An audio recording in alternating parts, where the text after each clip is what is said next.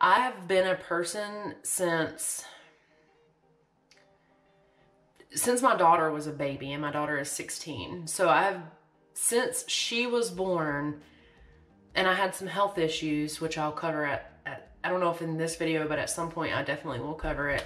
And actually, I don't know. I don't know if I've covered it before, but it'll come up. When my daughter was a baby, 3 or 4 months old, I started having some health issues and went to the doctor. I'll just tell the story. So when my daughter was a baby, this is how I got into health, period, the end. This is what catapulted? Yeah. This is what catapulted me into the health space in general. It's because I used to eat the standard American diet. I would just really eat whatever I got my hands on. It didn't matter to me. I didn't care. I didn't look at food for what it actually is, like nourishment for my body. I looked at it as you get hungry, you eat, and then you eat junk food because it's pleasurable, that type thing. So I have some coffee here because it's morning. It's like 8:30. Just, please. So, I was having horrible pains, and I had these pains when I was a teenager too. I would tell my mom, and you know, I would lay down, take stomach stuff, but I just had horrible stomach pains. I mean, it was debilitating, and sometimes it would make me sick, like vomiting, and it got really, really bad, like to the point where I could not take it. And I drove myself to the hospital one night, and long story short, turns out I had gallstones. Well, when you go to the emergency room, they have you follow up, and they had me following up with a surgeon. They were saying that I needed surgery. And I guess because I had multiple gallstones. So I went to go see the surgeon, and he was like, oh yeah, you have to have the surgery. And I was 22 years old. This, like I said, this was 16 years ago. I didn't have any insurance for myself, and the last thing I needed, I already had a bunch of medical bills like that were on my credit that I couldn't pay, and the last thing I needed was a freaking surgery. Not to mention the way that I was raised, we only went to the doctor when it was absolutely necessary. Like, well, mom really, even to this day, she does not believe in modern medicine except for in emergencies. So it's the way I was raised, and honestly, that's the way that I believe too. However, I am different in some respects as to I do routine health care, just like getting my numbers checked and all of it, just getting checked out, because, you know, an ounce of prevention is worth a pound of cure. So anyway, I followed up with this specialist or surgeon, whatever, I can't remember exactly what he was, but he recommended surgery. And I was like, well, what does the gallbladder do, first of all, because I did not know. He told me, this fool, I'm really glad that I decided against this surgery, y'all, because he told me that the gallbladder was there for back in the primitive days when we needed to digest bone. Like, we were eating basically that we didn't need it. I was like, well, if I have it in my body, it's because I need it. So I almost feel like he was confusing the gallbladder with the appendix, but either way, I'm trying to keep every single organ in my body that I have until it's absolutely necessary that it's got to go. Okay. So I was like, nah, we're not going to do that. I said, well, I don't want to do that. What's the worst that can happen? He said, well, your gallbladder could rupture. I was like, well, will it kill me? He was like, probably not, but it will be very painful.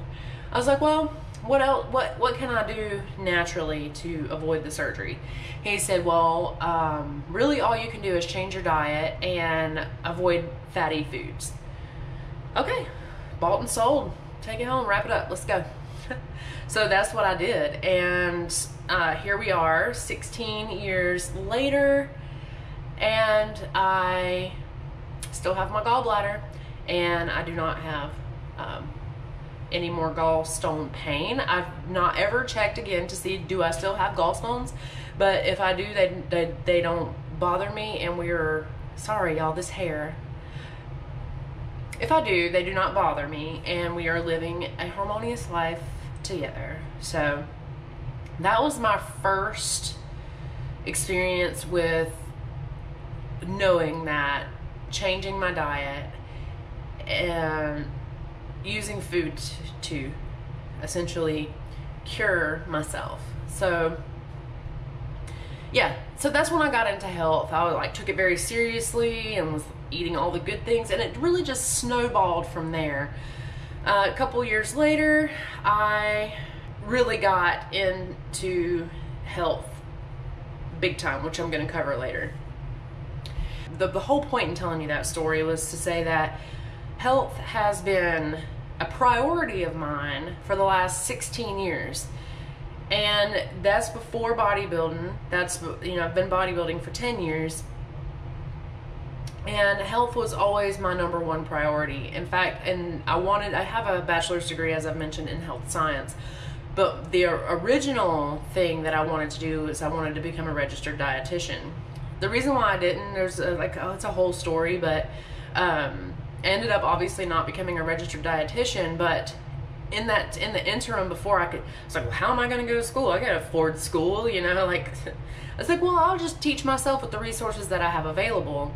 And I'm not even sure at that point if Google was actually a thing. We had search engines, obviously, like Internet Explorer and the internet, but that was like MySpace days. You know, it wasn't as mature as it is these days. So, and I was very broke. Like, I waited tables, I lived with roommates. I did not have a lot of money to do anything with. So I went and figured it out. That's what you do. You figure things out. So the library was free. So me and my daughter, we used to go to the library. That's what we would do because it was free. Library in the park. And I love books. She loves books. She liked to play. We'd go to the library, we'd go to the park. And yeah, so that was our thing. And so I would always go to like the diet and the nutrition section. And I decided for some reason that I wanted to start. I'm going all into this story, and it's really not, it's kind of like my health story, but it's not exactly what I intended for this video. My point is, for the last 16 years, health has been number one for me. I've had multiple instances in my life where nutrition has saved me from an ailment, if you would. I'm not trying to be dramatic in any sense, the imagination, but so where nutrition has saved me from an ailment. The gallbladder story I just told you. Then there was a time, I don't know where it started, but it was before my daughter was born. I started having like crippling anxiety. It wasn't to the part where it was like agoraphobia, like you have to stay in your house. I was kind of the opposite. Like I wanted to be out of my house and in public and around people because I was scared to be alone because if I had an anxiety attack, which goes back, this is why I had all the medical bills already when it came time for that, to go see that surgeon for my gallbladder. And the reason I didn't want to make any more bills is because I ran up so many bills, medical bills, with anxiety because I did not know what it was. Again, the internet was nowhere near. These days it was AOL, okay? Like I thought AOL was the whole fucking internet. So there was the information just wasn't there like it is today.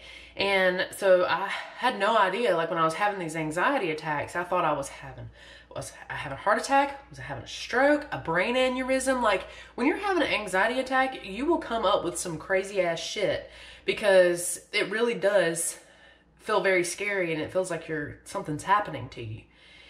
And yeah, so I dealt with that anxiety for years. And it wasn't until I started going to the library, like, and that's where the story comes into play with the whole, me and my daughter, we would go to the library, and because it was free, and because I was interested in nutrition and dietetics, because I had already helped myself with the gallbladder issue, but I was still having the anxiety. The gallbladder issue subsided because I stopped eating like greasy pizza and French fries and fast food essentially, and was just eating home food, and or non-fried options. Anytime I went anywhere, I never ate anything fried, ever. But I was still having the anxiety, but I had learned some coping mechanisms, and yeah, I've learned coping mechanisms, really. And then I started checking out diet books, because I was like, oh, when I become a dietitian, I want to be well versed in all of the popular diets, because that way when I have a client who has tried the diet and if it didn't work for them, then I have some experience with it, like firsthand experience, like, oh, okay, well, when I tried the diet for myself, and so each diet I was going to try for 2 weeks. And I started out with Fat Smash diet.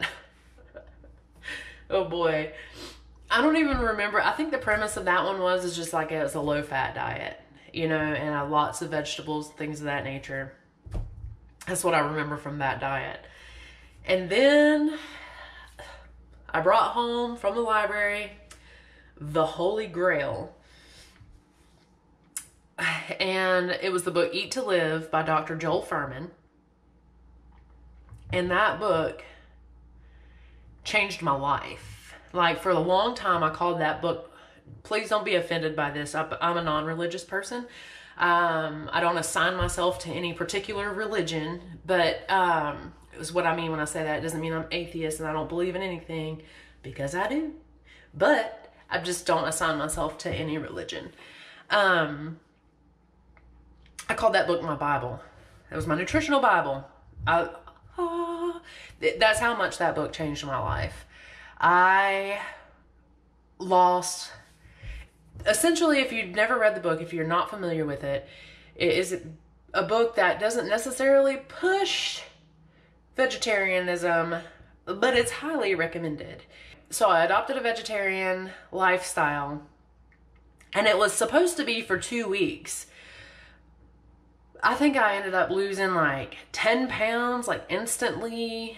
And admittedly, I think that came from not really knowing how, like, what do I eat? I can't eat anything, because everybody kind of goes through that, especially back in those days. It's not like you could get on YouTube and find recipes or find someone to inspire you, or to give you ideas, or I was never on any like vegan website or vegetarian website or like message boards, anything like that. There was nothing like that back then. And so I lost weight. I felt good. Like, y'all, the mental clarity and the emotional clarity that I felt was unlike anything I had ever experienced. And it wasn't until I realized that,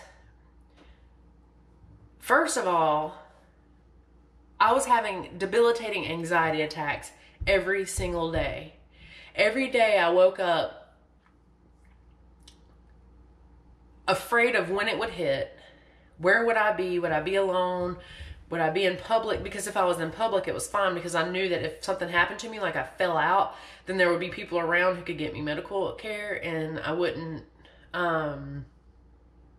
die, essentially. And I was scared to be at home because my little girl, she was a baby. She was only, at this time, she was only like 2, well, I could say a baby.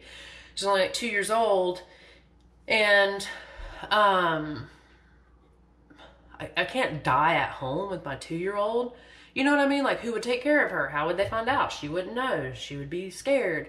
Those type of things run through your mind, right? And it was like this every single freaking day.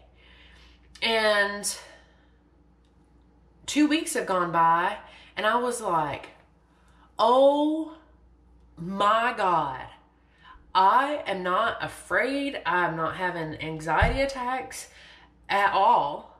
And eczema. I have eczema, okay?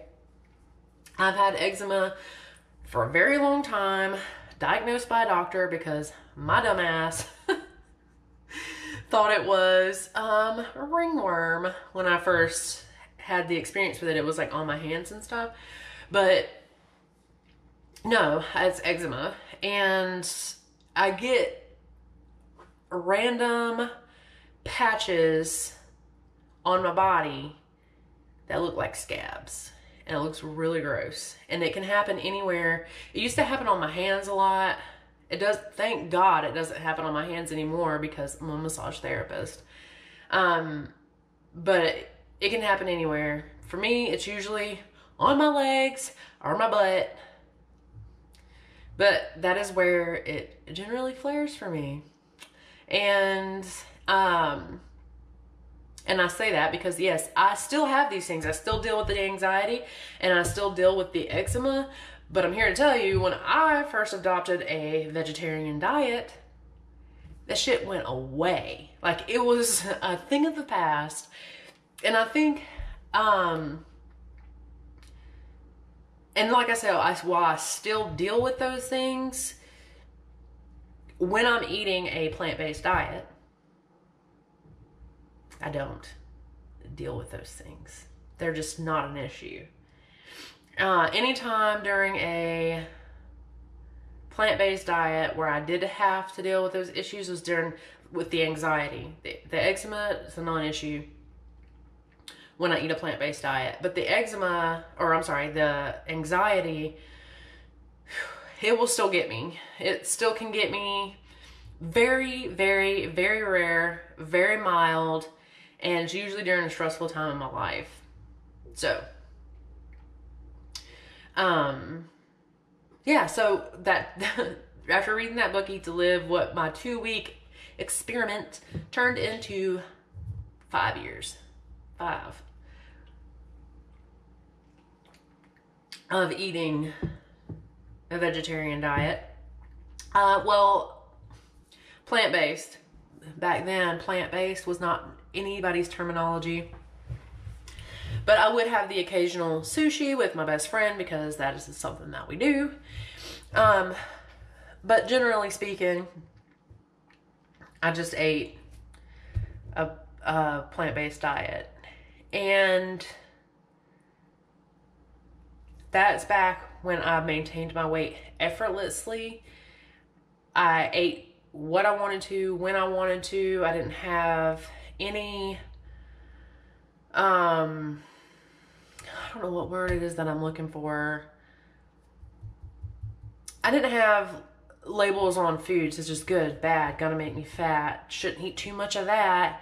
You know, I didn't have to moderate, and I didn't have to count calories, and I didn't have to do any of that exhausting shit. And like I said, I was thriving. I looked great. I did not have the muscle tone that I have now because I was a cardio bunny. But the thing is that what I mean is that I maintained my weight effortlessly. My was great. My everything was great. My cholesterol. That is what we are here to talk about. Okay. In 2009, when I joined the Army, I had my cholesterol checked, and yes, I was a vegetarian. I was a vegetarian all through basic training, and I was a vegetarian all through AIT. It was not until I started bodybuilding that I was like, maybe I should eat more protein, because that's what people were telling me, that I need to eat more protein. And I was trying to eat like textured vegetable protein and things like that, but I let people get into my head and tell me that I needed to have all of these things. So I started eating eggs again in 2009, but not in 2009. In 2010, I started eating eggs and shit again. Well, eggs, and then like about 6 months later, I added in chicken and excuse me. And then it just kind of spiraled from there. Okay, so 2009, before I started adding animal products back into my diet,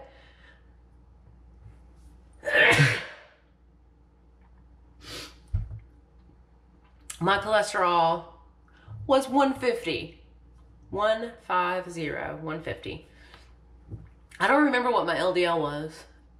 I have the medical records from when I was in the Army, so I can go dig all that shit out, and I might actually do it. I'm not sure if it's in my trunk or if it's in storage. So anyway, the military mailed me this whole big ass box of all of my medical records from the military. It was like this friggin' thick because they make you go to the doctor so much. But anyway, 2009, my cholesterol was 150. 2010's blood work. This was after a year of incorporating back, or maybe even 7 to 8 months after incorporating animal foods back into my diet. I shit you not, my cholesterol was 120 something. I think it was like 128. My body loves the 8s. And but it was 120 something. And my doctor was like, what happened? And I was like, oh, well, I started back eating meat. And she said, oh, well, that makes complete sense. Oh, okay. She didn't care. She was like, oh, I'm not going to be too worried about it because your HDL is really high. So your heart's protected. It's no big deal. So your heart is still nice and protected. Like, she kept saying that every year. Your heart's nice and protected. Okay, well, I get out of the military in 2015, and then I adopted more of a low carb, higher fat diet, because that's when it was coming out that high fat is the way to go because there's all this research, yada, yada, yada, yada. Again, I'm going to try it because I want to know for myself, so I can speak about it if anybody ever asks me. 2016 rolls around. I go to get blood work done. And again, like I said, I've been on this high-fat diet. I'm talking putting butter in my coffee, putting MCT oil and butter in my coffee, because it's, brain fuel and all this bullshit. Well, got my blood work done. Again, I'd have to dig it out and find out like what all of the numbers were, but I know my total overall cholesterol was 268. What? I told you my body likes the 8s. What? Not okay. Not okay. And yes, my HDL was still high. And, oh, HDL, your total overall cholesterol is high because your HDL is high. It's not a problem. Which research is coming out now saying that HDL may not be as heart protective as we once thought it to be. Great, right? Great. So here I am all this time thinking, oh, okay, yeah, well, my heart's protected. There's all these fucking paleo, cardio, whatever, mongoloids out there saying, oh, it's fine. High cholesterol is actually protective, and people with higher cholesterol tend to have a higher immune system. I kind of call bullshit on that because even when my cholesterol was low, I still had a good immune system. So I was showing that people with higher cholesterol levels live longer. This is like all the things that people will say, okay? And I'm just not buying it because I've never had a problem with my blood pressure, ever. My blood pressure has always been like 107/60 or something crazy. It's like the blood pressure, the normal blood pressure of a 7-year-old is what I have always had. And I think that that's because when I was in the Army, I was doing so much cardiovascular activity that I just had really good cardiovascular health in the realm of especially blood pressure, because now that I'm getting older and I'm not doing as much cardio because I was gaining muscle, all of this, that I've had some issues with my blood pressure, and the time I went to the doctor, my blood pressure was really high, but I was like upset and stressed out and thought maybe that was it. But there have been times where I know my blood pressure has been high because you get like these little like flashes of light, like there'll be like flares that do like this like half moon shape. Yeah, that. And that's how I know that that's a blood pressure thing. And so I've been getting a lot of that too. And I'm like, we're not doing this. I'm not going to sit here with my cholesterol going up and up and up each year, which it did. And I stopped doing that, the whole butter in my coffee thing, and eating how I normally eat, like a whole foods diet, lean meats, vegetables, really no fruit, because of the carbs, you know. For the last 2 years, I've tried everything. And for the most part, there's times obviously I didn't track it, but I've done more tracking than not. And my cholesterol still high. It's 238 when I tested it, if you recall, but you probably don't. Why would you memorize my cholesterol levels? But it was high. It was 138, and then my LDL this time was 139. It's unacceptable, really, because my LDL's never been high before. So I'm just noticing a trend. The last 10 years, I've had high cholesterol. It's been over 200 the last 10 years. And now it's starting to, you start getting different factors. I didn't have high LDL.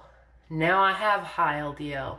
I didn't have blood pressure issues. Now I'm getting blood pressure issues. It's not okay, and it's not a part of life. It's not a part of getting older. It's a part of your habits, and it's just, my opinion, it's just starting to catch up with me. So I'm doing what I know best to do, and that is to go back to a plant-based diet. So that's what I'm going to do. I have my health science major. I've studied nutrition for the last 16 years independently. I have formal education in nutrition, formal education in health, and I know how this works. The ball is snowballs, all right? And you can only ignore issues for so long before they fester. And that's the reason why I don't, it's a whole other video, but that's the reason why I believe that modern medicine has its place. But I think will.i.am put it best when he was like, why would you treat me with pills and not with the food I eat? I don't understand. That's a loose quote, but that's what will.i.am, that was his thought process whenever he transferred over to a plant-based diet to save his health, because his health was deteriorating too with high cholesterol, high blood pressure, that things of that nature. And he knew, he had an innate sense that nutrition will fix it. Once you're sick, it's really hard for you to undo. That's why they say an ounce of prevention is worth a pound of cure, because once you are sick, it's hard to reverse that. But you can mitigate it. You can slow things down. You can prevent them if you get in early enough. If you keep on top of your regular routine health care, just checking your blood markers, seeing where am I at? How is my health doing? Doing a health check. You don't even have to go to the doctor anymore. They have all of these like labs where you can take your blood yourself, send it in, they'll send you back results. Obviously your routine health care, like your pap smears and prostate checks and mammograms and things of that nature, you should definitely be going to a doctor for on a regular basis to make sure you're okay there. But things like with your blood work and things like that, you don't even have to do that anymore. It's so convenient. There's no reason to be ignorant to your own health these days and how to mitigate the effects. So with that said, I just want to let you all know that that would be the direction that this channel is going in. Is just going to be me, what I'm doing. You notice I changed the name to a Dory type situation. And that's because, you know, it just depends on what the situation is and what I'll be getting into. And so, yeah, I'm going to be eating a plant-based diet and just test my my cholesterol again in like 2 weeks. That's exciting. I'm going to do it again for the tubes and give you all my results and to see. I've only been eating a plant-based diet again for, this is week 3. So by the time I test, it will be 5 weeks in to a plant-based diet, and we will see what it has done for my cholesterol numbers and my blood sugar numbers. My inflammation was good. My CRP levels were really good. So hopefully those have even improved. I'll take that. But yeah, so that's the direction that we're going in. I'm going to leave it here. It's been long enough, way longer than what I wanted it to be. I was like, oh yeah, we'll just sit down 15, 20 minutes, knock it out, go walk the dog, go to the gym. Yeah, so I need to go walk the dog. It is 9:18 at this point, and I'm going to go to the gym. Oh, I have for you all, like, where are you going to get your protein from? And it will show you all the things that I'm eating. And yeah. So, see you in the next video.